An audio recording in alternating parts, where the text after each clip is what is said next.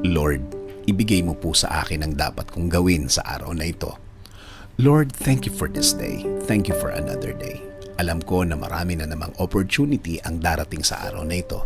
Alam kong darating na ang pagkakataon na inaantay ko, Lord. Panginoon, bigyan mo ako ng direksyon ngayong araw.